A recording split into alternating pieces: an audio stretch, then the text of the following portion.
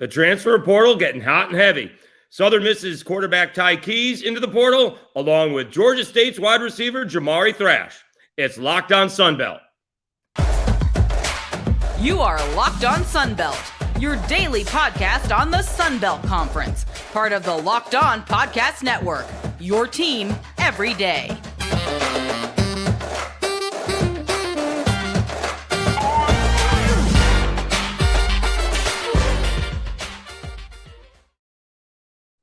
Welcome back to another edition of Locked On Sunbelt. I'm your host, Dave Schultz, hosting afternoons in Mobile, Alabama, Sports Radio 105.5 WNSP, covering the South Alabama Jaguars, and prior to that, covering the Louisiana Raging Cajuns, and hosting mornings on 103.7 The Game. All right, some news tonight. It actually came down, I guess, during my radio show.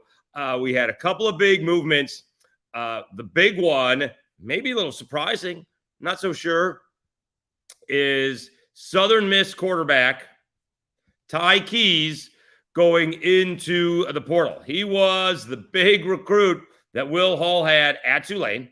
Then Will Hall got the Southern Miss job, and Ty Keys went with him, but he's been banged up the last couple of years, and he has decided to get out. It's really too bad because Trey Lowe III has also transferred.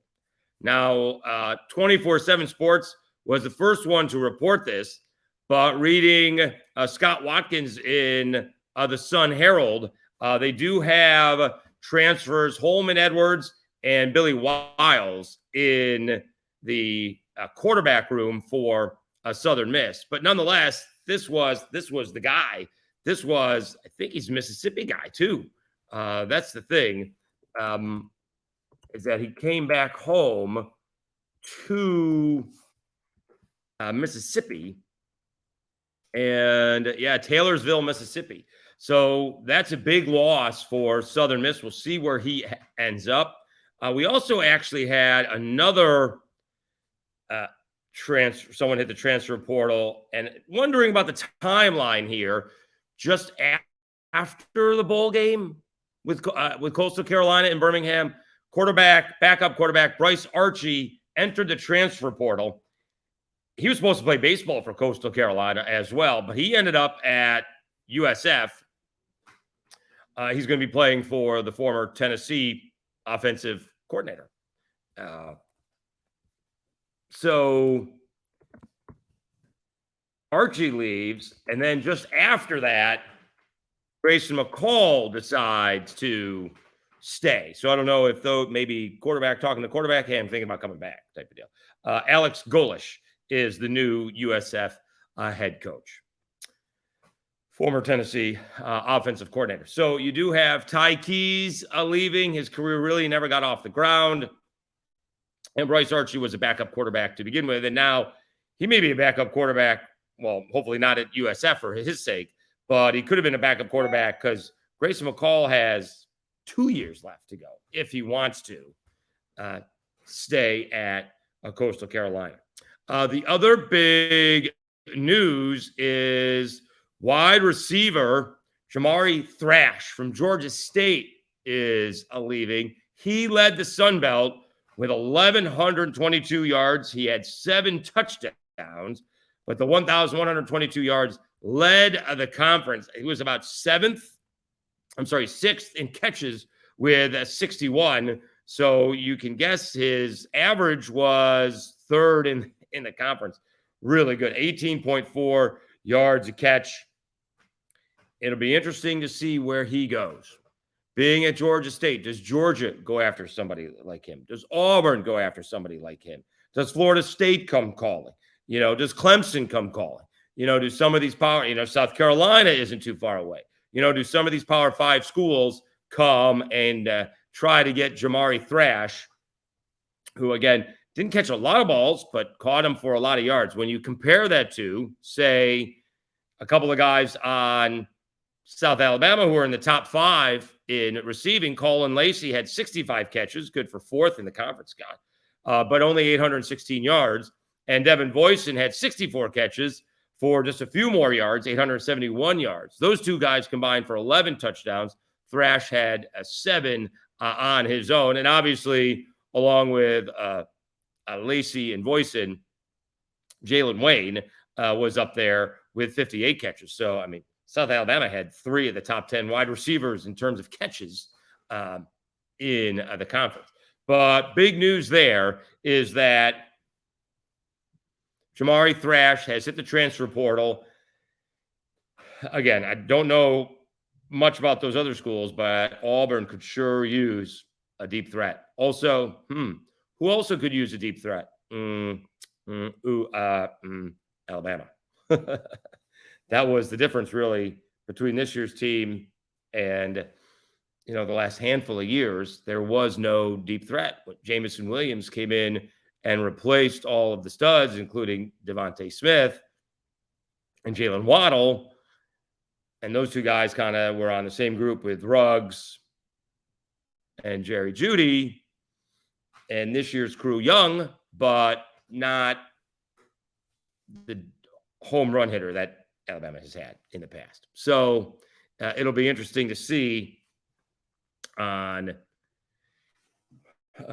where Thrash ends up, because there seems to be a lot of opportunity for a wide receiver, especially one with over 1,000 yards. That is a crushing blow for Georgia State. That is just too bad. All right, when we come back, let's look at more Sun Belt basketball. We'll continue to preview that as we go into week number 2 into Sun Belt play starting later on today, starting Thursday night, of course. But first, let's see where we are. Let me tell you about Bet Online. All right. I mean, you got a lot of good stuff on Bet Online, especially when you're talking about this national championship ball game, because everybody thinks that Georgia is just going to cruise, which is kind of odd because TCU hung with Michigan and Michigan couldn't stop them. And it's a big line, and you can make a little bit of money with TCU if you think they're going to win the ball game, and then they actually do win the game. BetOnline.net is your number 1 source for sports betting info, stats, news, and analysis. Get the latest odds and trends for every professional and amateur league out there, from pro football to college bowl season to basketball and soccer. We've got it all at BetOnline.net. If you love sports podcasts such as this, you can even find those at BetOnline as well. We're always the fastest and easiest way to get your betting info. Head to the website today or use your mobile device to learn more. BetOnline, where the game starts. All right, again, you're listening to and watching Locked On Sunbelt, your team every day. We told you about the recruits. Oh, there was one, or the guys in the transfer portal. There's actually one player going back to school, and it's probably not a coincidence. It's Sam Pinckney from Coastal Carolina is going back to play with Grayson McCall. Pinckney was second in the conference with 71 catches. Let's see where he was in yards. He was third. So only had 3 touchdowns, though. So only 3 touchdowns. But nonetheless, 71 catches, almost 1,000 yards, 14 yards a catch. So Sam, I want to call him Ed, going back to the Villanova player. But that's that's almost a 40-year reference. But Sam Pinckney, Coastal Carolina wide receiver, going back to Coastal Carolina to play with his quarterback, Grayson McCall. All right, let's again check out these games that are coming up tonight. In the Sun Belt, you do have South Alabama looking to get off the schneid. Did have JT Crabtree on my radio show Wednesday talking about Isaiah Moore. I guess it was more of a tailbone issue than a knee or leg issue. Kind of fell hard going for a layup, and he was all kinds of sore. So he didn't play on Saturday. Expected to play today against Arkansas State. Arkansas State's coming off that loss against ULM.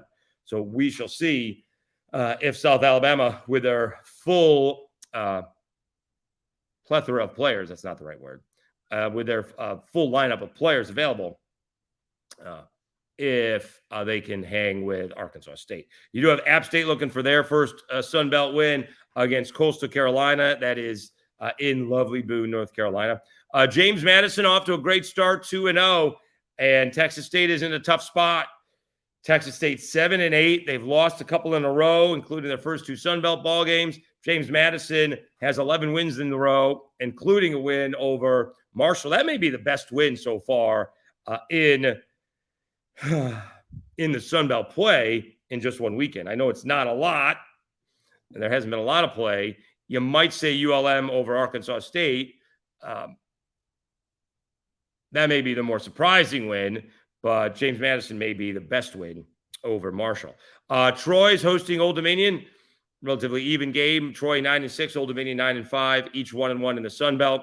You have Georgia Southern hosting Marshall. Marshall 12-3.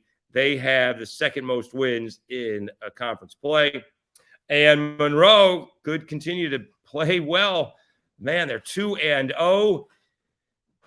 Can they make it 3-0? They get Georgia State at home. Georgia State's coming off that win against South Alabama. They're 8-6. Monroe is 6-9, but obviously they turn things around. I asked JT Crabtree, what's more surprising, Monroe 2-0 or the Cajuns 0-2, and he actually picked Monroe. So that it is an interesting question to say the least. And then you do have the Cajuns back at home.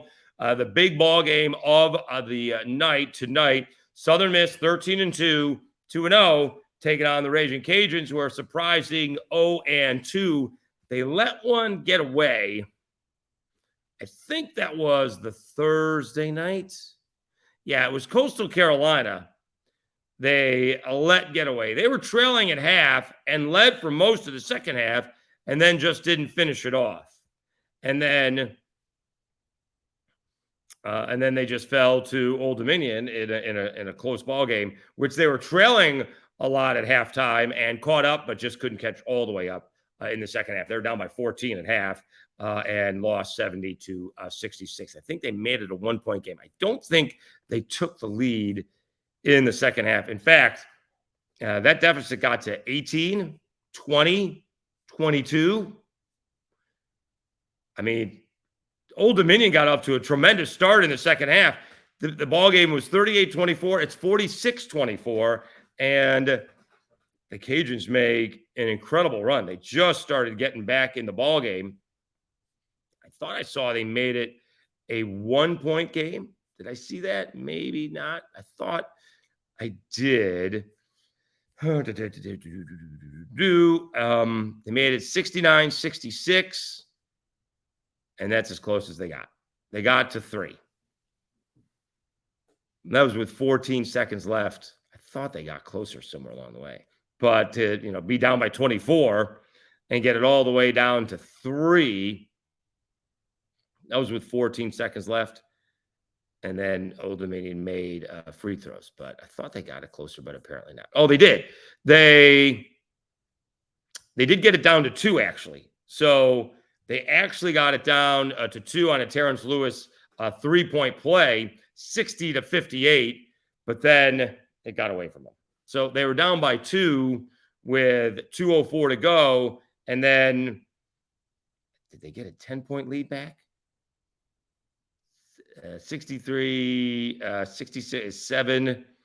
That looks like the biggest lead that they got was a 7. So it was down to 2, but then Old Dominion pushed it to 7.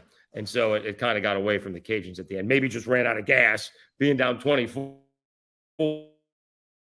and getting within 2 is tremendous, but we'll see what against Southern Miss. All right, we'll be right back after this. Let me tell you about Built Bar. Are you looking for a delicious treat but don't want to have all of the fat or calories? Then you got to try a Built Bar.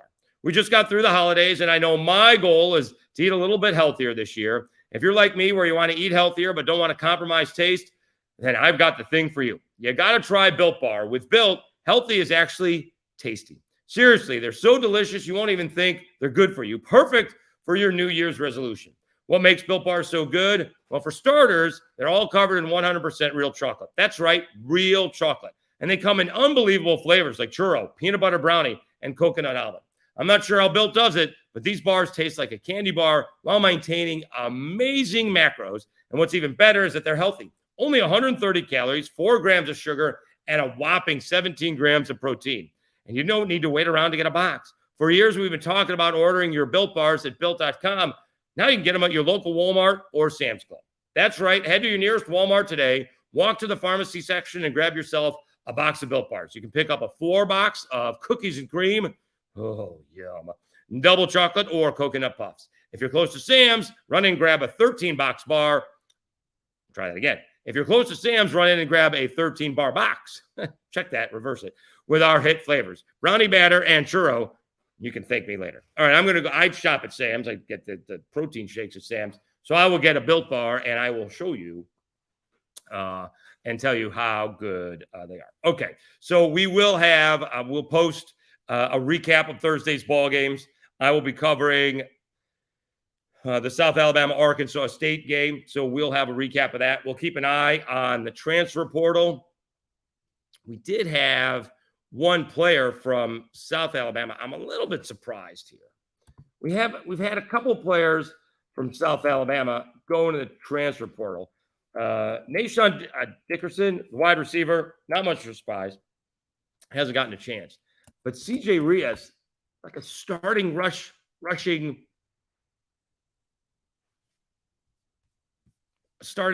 outside linebacker, rusher, and he's in the transfer portal. Oh, now he's got some better offers. First it was Jacksonville State and Eastern Kentucky and McNeese and Northwestern State. Now, all right, La Tech. I don't know how much better that is, or better than those. You do got a Fresno State offer if he wants to go all the way out west. So some better offers are heading his way because he's a starter. I don't know what he was looking for. Kind of starts on the team, kind of rotates in and out, but plays. So I'm not sure if he was looking for an NIL deal or what, or maybe South Alabama told him, we got other people. I don't know that. But that one seems a little bit odd compared to the Eli Gaines of the world and the Nashawn Dickersons of the world who, hadn't played much and are looking for an opportunity to do so. CJ Rios plays, and he's good. And that's going to be a loss for South Alabama because that's one of the parts where Ken Womack wants to improve is getting more pressure on the quarterback. I think that's got to come from the inside more because I think they do a good job of getting pressure from the outside, but it's when you get pressure from the inside that allows, A, it's tougher for the quarterback to step up, and B, it kind of feeds the quarterback to the guys on the outside. So we'll see what Kane Womack comes up with at that point in time. But back to basketball, we'll have a full recap of Thursday's action and see, again, first of all, can South get a win? Does ULM stay hot? And what happens with the Southern Miss and Cajuns? Because that is the big ball game, at least on Thursday. All right, once again, please subscribe and download, rate, and review on Apple Podcasts. I think that's what it's called, not iTunes anymore. But Apple Podcasts, we're on Spotify, we're on Anchor, wherever you get your podcast. If you could please subscribe and download. Also, it's obviously on YouTube as well, as we've added more artwork to the mantle. So again, thanks very much. We actually had a big day on Wednesday with the download. So hopefully we will continue that this week as we are kind of going from football to basketball. All right. Thanks again. I'm your host, Dave Schultz, and you've been watching Locked On Sunbelt, your team every day.